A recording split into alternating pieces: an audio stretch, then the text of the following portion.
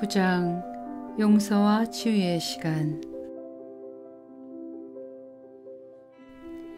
용서의 첫 단계는 상대방을 다시 인간으로 바라보는 것이다. 그들은 실수투성이고 부서지기 쉽고 외롭고 궁핍하고 정서적으로 불완전하다. 다시 말해 그들은 우리 자신과 똑같다.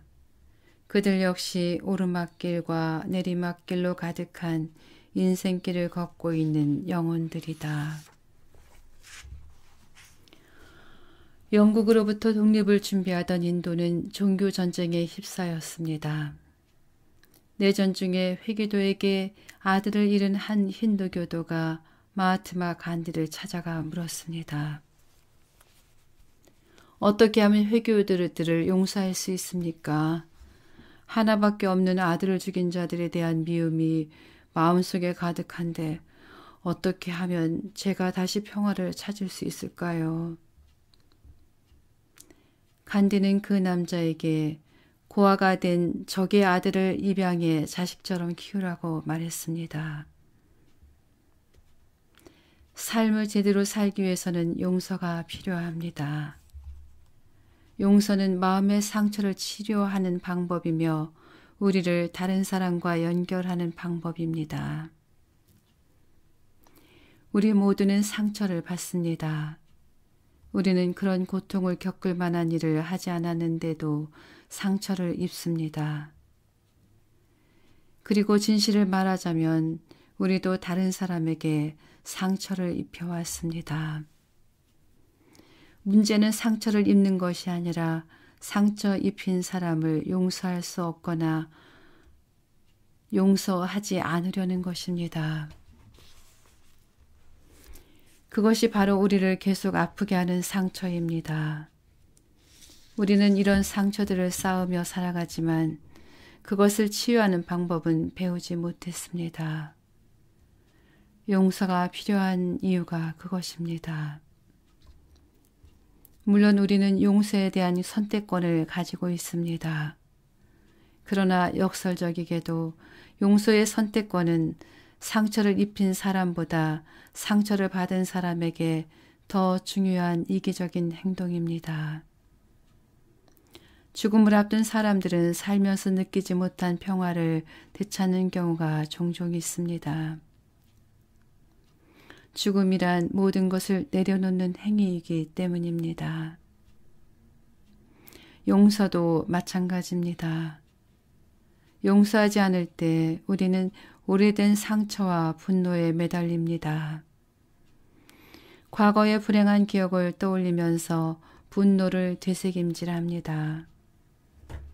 용서하지 않을 때 자기 자신의 노예가 되는 것입니다.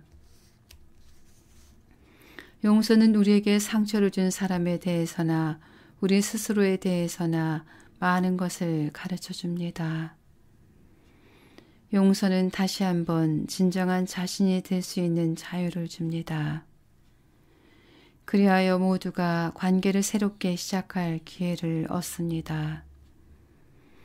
그 기회는 용서만이 부릴 수 있는 마술입니다. 타인과 자신을 용서할 때 우리는 다시 인간으로서의 품위를 되찾게 됩니다. 부러진 뼈를 치료하면 부러지기 전보다 더 튼튼해지는 것처럼 우리의 관계와 삶도 용서를 통해 상처를 치유함으로써 더 강해질 수 있습니다. 죽음을 앞둔 사람은 진정한 용서에 대해 많은 것을 가르쳐 줍니다. 그들은 나는 정말 옳았고 그렇기 때문에 내가 얼마나 잘못되었는지 알 수 있어. 하지만 내가 너그럽게 너를 용서해 줄게 하고 말하지 않습니다.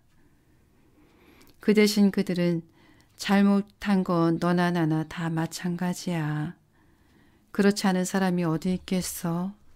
하지만 난 더 이상 네가 저지른 잘못으로 너를 판단하거나 내 잘못으로 내가 판단되기를 원하지 않아 하고 말합니다. 용서를 방해하는 것은 많습니다. 가장 주된 것은 용서함으로써 마치 우리에게 상처가 된 상대방의 행동을 용서한다는 기분이 든다는 것입니다. 하지만 나에게 상처를 줬어도 괜찮아 하고 말하는 것은 용서가 아닙니다. 용서는 미움에 집착하는 것이 우리를 불행하게 만든다는 사실을 깨닫고 우리 자신을 위해 상처를 떨쳐버리는 것입니다. 용서를 미루는 사람들은 그들이 다름 아닌 자기 자신을 벌하고 있다는 사실을 깨달아야 합니다. 용서는 다른 사람들이 우리를 짓밟고 가도록 내버려 둔다는 의미가 아닙니다. 용서하려면 우리에게 상처를 준 상대방의 당시 상태가 최선이 아니었음을 기억해야 합니다. 그들이 그들의 잘못 이상의 존재임을 기억해야 합니다. 그들은 인간이고 실수한 것이고 우리와 마찬가지로 상처를 받았습니다. 궁극적으로 용서는 자신 안에서 일어납니다. 용서는 자기 자신을 치유하기 위해 필요한 것입니다. 다른 사람이 한 행동은 행동에 불과할 뿐입니다. 우리는 그 사람의 행동을 용서할 필요가 없으며 단지 그 사람을 용서할 필요가 있는 것입니다. 용서를 방해하는 또 다른 장애물은 복수에 대한 욕망입니다. 당한 만큼 갚아주는 것으로는 일시적인 쾌감이나 만족감을 얻을 수 있을 뿐입니다. 그것은 처음부터 잘못임을 알고 한 행동이므로 결국엔 마음 깊이 죄의식을 남깁니다. 우리는 종종 상처를 준 사람에게 자신이 얼마나 상처받았는지 알리고 싶어서 그를 심하게 비난합니다. 그러면 우리 자신이 더욱 상처를 받을 뿐입니다. 상처에 대해 얘기하는 것은 잘못된 일이 아니지만 그것에 매달린다면 자기 학대가 됩니다. 용서가 어려울 수 있습니다. 때로는 그 상황을 무시해버리는 편이 쉬울 수도 있습니다. 대개 우리는 용서하고 싶은 충동을 느끼면서도 고통의 강물이 삶을 관통하며 흐르는 것을 내버려둔 채 용서를 미룹니다. 죽음이 눈앞에 닥치기 전까지는 자신이 진정으로 원한 삶은 이런 것이 아니었음을 자각하지 못할 수도 있습니다.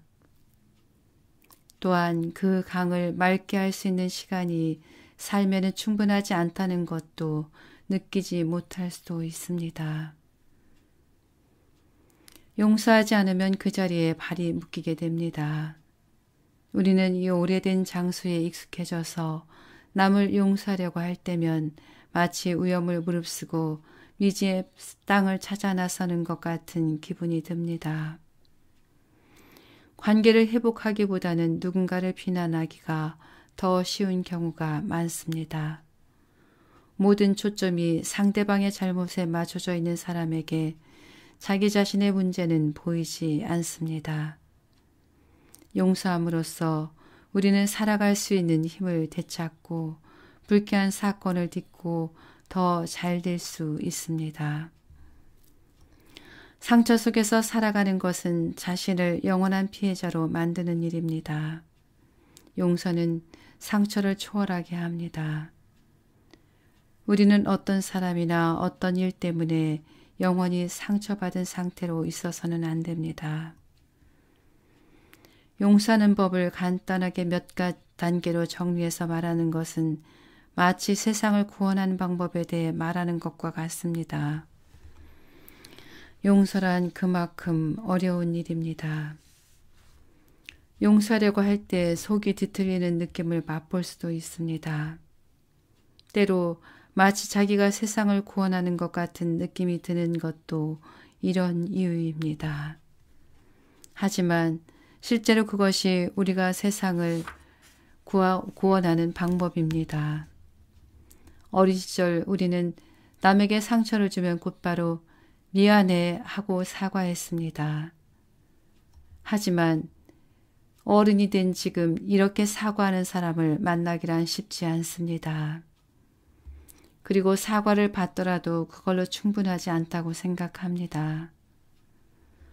아이들이 잘못했을 때 우리는 그들의 두려움과 혼란스러운 무지함을 봅니다. 그들을 한 사람으로의 인간으로 보는 것입니다. 하지만 성인이 되면 다른 사람들을 그들이 우리에게 준 상처로 바라보는 경향이 있습니다. 그러면 그들은 자신이 이야기한 고통으로만 평가받는 1차원적인 인물이 됩니다. 용서의 첫 단계는 그들을 다시 인간으로 바라보는 것입니다. 그들은 실수하고 때로는 나약하고 둔감하고 혼란스러워하고 고통스러워합니다. 그들은 실투성이고 부서지기 쉽고 외롭고 궁핍하고 정서적으로 불완전합니다. 다시 말해 그들은 우리 자신과 똑같습니다. 그들 역시 오르막길과 내리막길로 가득한 인생길을 걷고 있는 영혼들입니다. 그들을 무지하고 나약한 인간으로 인식한 다음에는 자신의 분노를 자각해야 합니다. 베개를 뒤집어 쓰고 소리를 지르거나 친구에게 화를 털어놓거나 울부짖는 등 분노를 발산할 수 있는 모든 것을 하면서 막힌 에너지를 분출해야 합니다. 그러면 분노의 감정 밑에 깔린 슬픔, 고통, 증오와 상처를 발견할 것입니다. 그것을 찾고 난 후엔 그런 감정들을 충분히 느껴야 합니다. 그 다음 단계가 가장 어렵습니다. 이제는 그 감정들을 풀어줘야 합니다. 용서는 당신에게 상처를 준 사람들에게 하는 것이 아니므로 그들을 걱정하지 마십시오.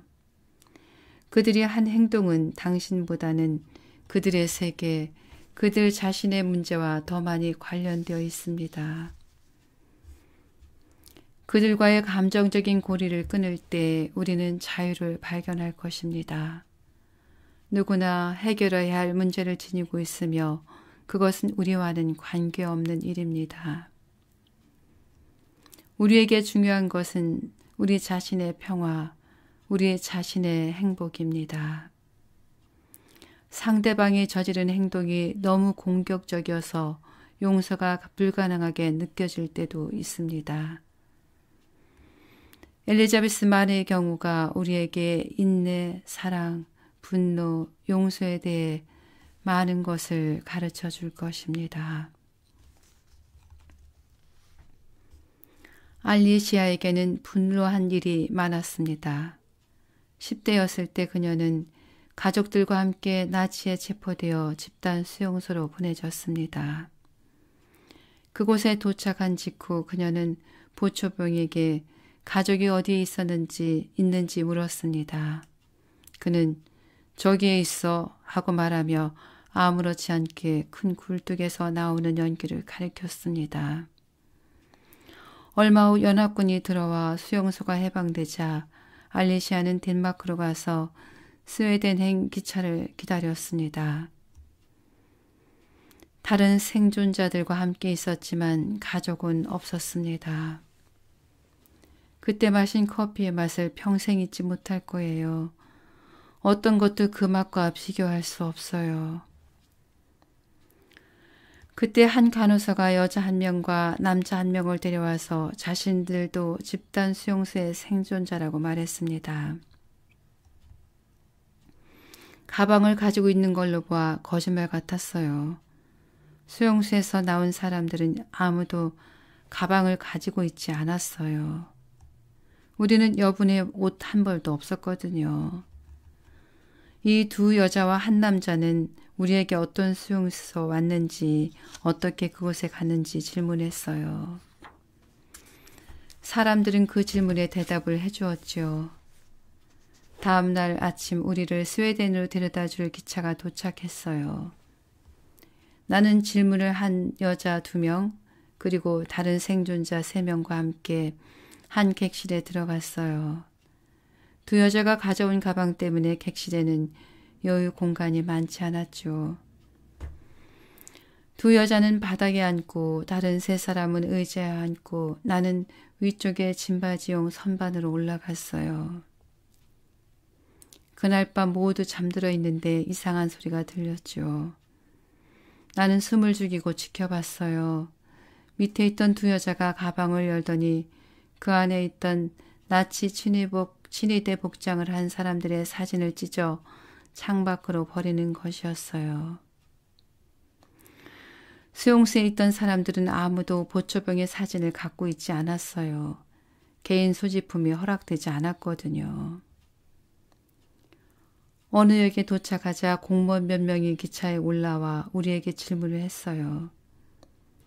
그들이 두 여자와 남자에게 어떤 수용소에 있었는가 등의 질문을 하자 그들은 같이 있던 우리와 다른 사람들에게서 전날 밤에 들은 이야기를 읊어댔어요. 난 무언가 얘기할 수도 있었지만 전쟁이 끝났다는 것이 그저 행복해서 잠자코 있었죠. 모든 사람들이 전쟁을 통해 뭔가를 배웠을 거라고 생각했어요. 난 이 사람들을 벌할 입장이 아니라고 생각했죠.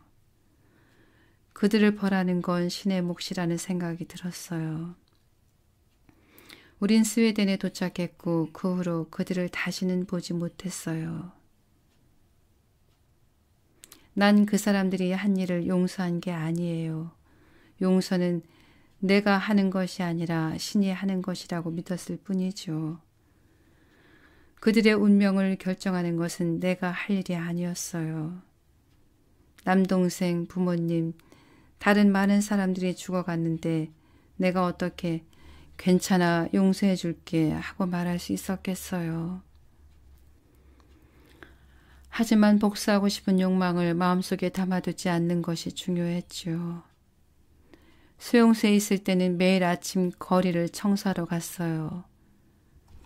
그때마다 늘 빵집 앞을 지나야 했죠. 우린 항상 굶주려 있었고 금방 구운 빵 냄새는 우리를 지독하게 괴롭혔죠. 우리는 모두 자유의 몸이 되면 빵집으로 달려가 빵을 모두 먹어치울 거야 하고 생각했어요. 빵집으로 들어가 제빵사를 죽이겠어 하고 말하는 사람은 없었어요. 우리 삶에서 일어나는 대부분의 일들은 유대인 대학살처럼 끔찍하지는 않습니다. 그럼에도 우리가 용서할 수 없다고 느껴지는 일들이 있습니다. 그럴 때 우리는 알리시아가 한 것처럼 신에게 맡기면 됩니다. 어렵고 외로웠고 끔찍한 상처를 입었지만 그녀는 모든 일은 신의 뜻이며 판결은 신의 몫임을 알고 있었습니다. 우리는 정말 용서하기를 원하지만 할 수 없는 경우도 있습니다. 그때는 도움을 요청해야 합니다.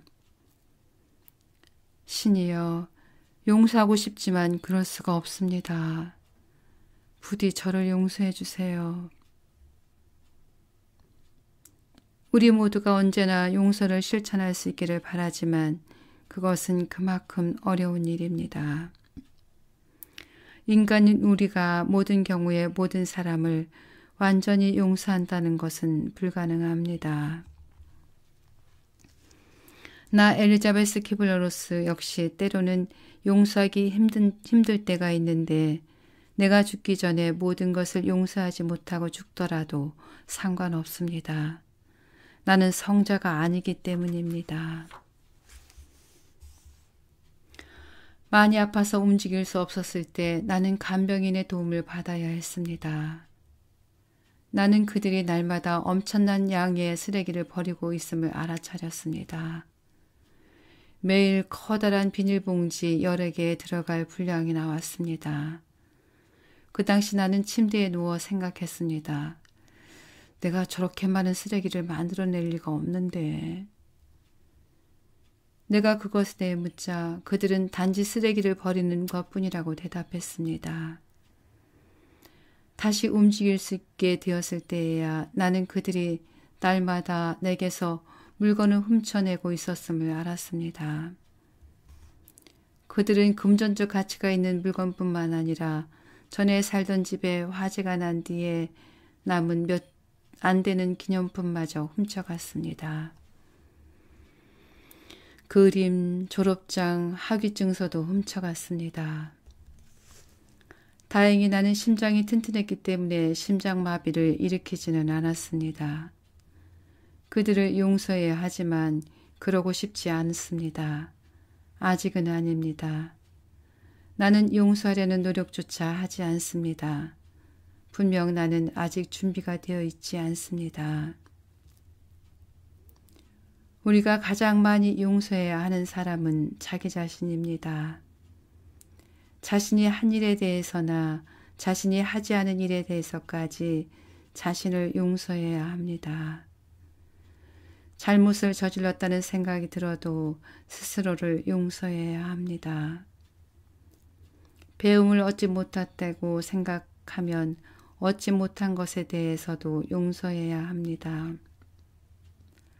우리가 한 일 중에 어떤 일을 용서해야 하는지 항상 분명하지는 않습니다. 내가 한 일이 잘못이 아닐 수도 있습니다. 특히 어렸을 때는 주위에서 일어난 일들에 대해 필요 이상의 책임감을 느끼기 쉽습니다.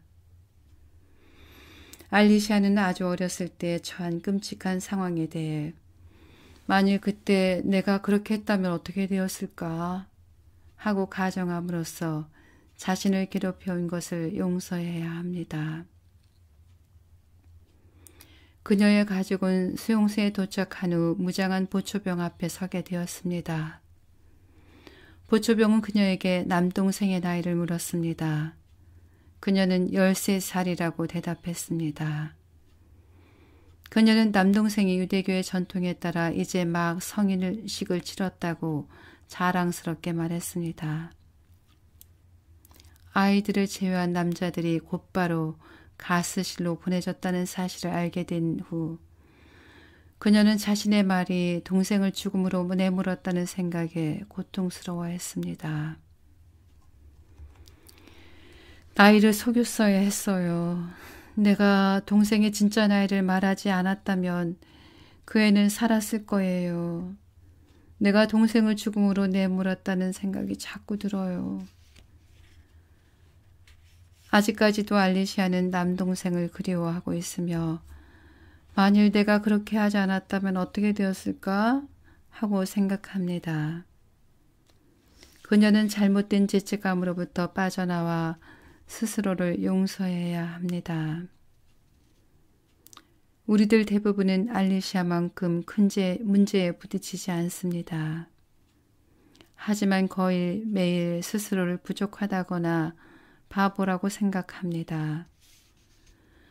우리 자신을 용서하는 데 중요한 열쇠는 우리가 그때 더 좋은 방법을 알았다면 다르게 행동했을 것임을 깨닫는 것입니다. 이것은 커다란 실수가 될 거야 라거나 누군가에게 상처를 주면 정말 기분이 나쁠 것이기 때문에 그렇게 할 거야 하고 생각하면서 그 일을 하는 사람은 없습니다. 당시 자신이 옳은 일을 한다고 생각한 것입니다. 우리는 모든 것을 알지는 못하는 불완전한 존재이기 때문에 우리 자신을 용서해야 합니다. 그리고 설령 고의로 누군가에게 상처를 주었다 하더라도 그것은 우리가 그만큼 고통스럽기 때문일 것입니다. 더 좋은 선택을 할 수 있었다면 분명 그렇게 했을 것입니다. 실수를 하고 우연히 서로에게 상처를 주고 때때로 길을 잃기도 하면서 우리는 이 생을 살아갑니다. 우리가 완전하다면 여기에 있지 않을 것입니다. 그리고 우리 자신을 용서하는 법을 배울 수 있는 유일한 길은 실수를 하는 것입니다. 인간이기 때문에 그런 실수를 저지른 것입니다. 만일 자신이 한 일이 용서할 수 없을 만큼 끔찍하다면 신에게 처분을 맡길 수 있습니다. 신이여, 전 아직 저 자신을 용서할 수 없습니다. 저를 용서하시고 제가 스스로를 용서할 수 있도록 도와주세요. 용서는 일생에 한두 번 일어나는 일이 아니라 평생 지속되어야 하는 일입니다. 용서는 우리의 영적인 정화입니다.